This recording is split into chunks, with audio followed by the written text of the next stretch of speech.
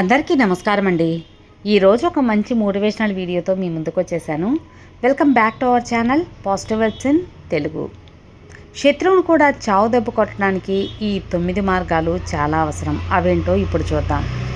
మనకున్న శత్రువుని చావు దెబ్బ కొట్టడానికి మనకున్న 9 వ్యూహాలు. ఇవి జాగ్రత్తగా వినండి మిత్రమా. శత్రువుని ఓడించాలి అంటే ముందుగా క్రమశిక్షణ, నిబద్ధత, సరైన సమయంలో నిర్ణయం తీసుకునే లక్షణాలు ఉండాలి. ఇలాంటి వారి శత్రువులు ఎవరైనా సరే సమయంలో దెబ్బ కొట్టగలరు. కాబట్టి ఈ 9 విషయాలు తెలుసుకుంటే శత్రువుని ఎలా ఓడించాలో తెలుస్తుంది. అందులో మొట్టమొదటిది, మూర్ఖుల్లా కనిపించండి కానీ మూర్ఖుడుగా ఉండవద్దు.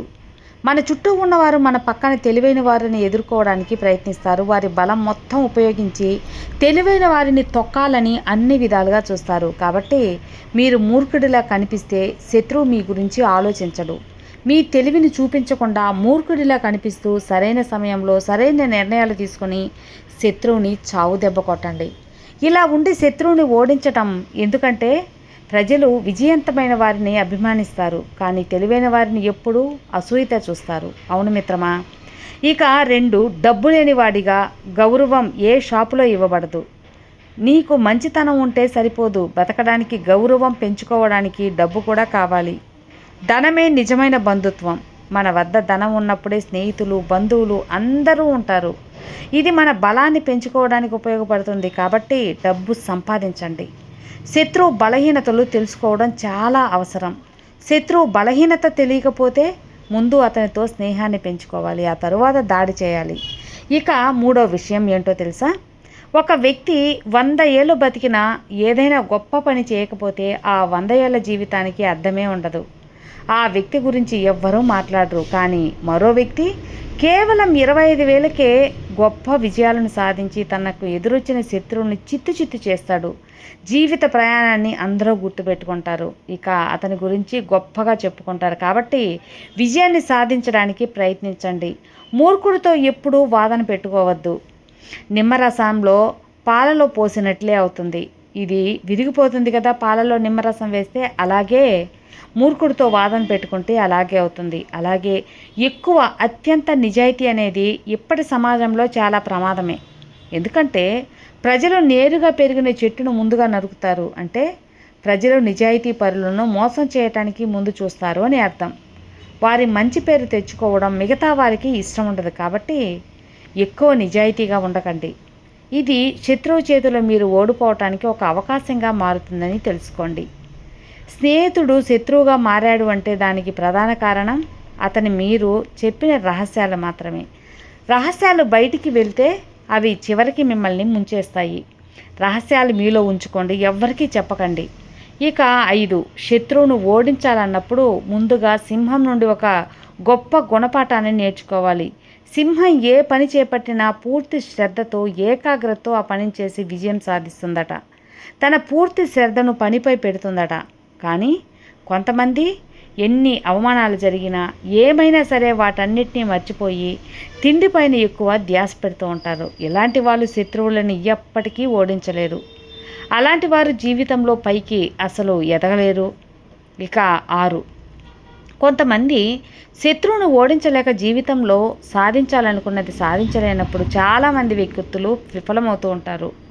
అది ఇతరుల మీద కారణం పెడతారు. నా అదృష్టం బాగాలేదు, అవతల వాళ్ళు నా జీవితం నాశనం అయిపోయింది, నా బంధువులు, స్నేహితులు, ఇంటి సభ్యులు దీనికి కారణం, అందుకే నేను గొప్పవాణ్ణి కాలేదు అని.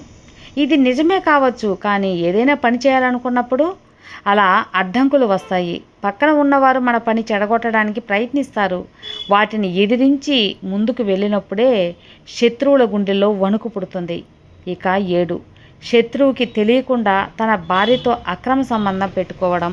కొంతమంది శత్రువుని ఏమీ చేయలేక శత్రువు ఇంట్లో ఉన్న ఆడవారిపై తమ ప్రతాపాన్ని చూపుతారు.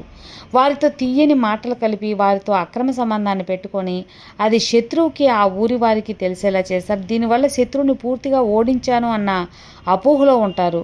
ఇలా చేయడం వల్ల శత్రువు మానసికంగా కృంగిపోతాడు. కానీ ఒక్కటి గుర్తుపెట్టుకోండి, ఇది శత్రువుని ఓడించడం కాదు, అవమానించడం, తన పరువు తీయడం.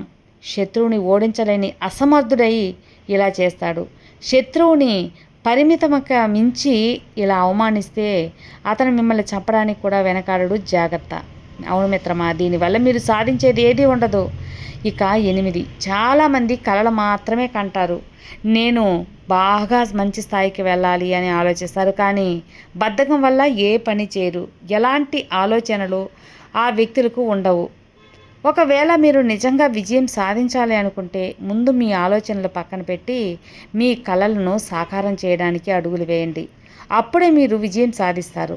సరైన సమయంలో మీరు పని చేయకపోతే విజయం ఎలా వస్తుందో చెప్పండి.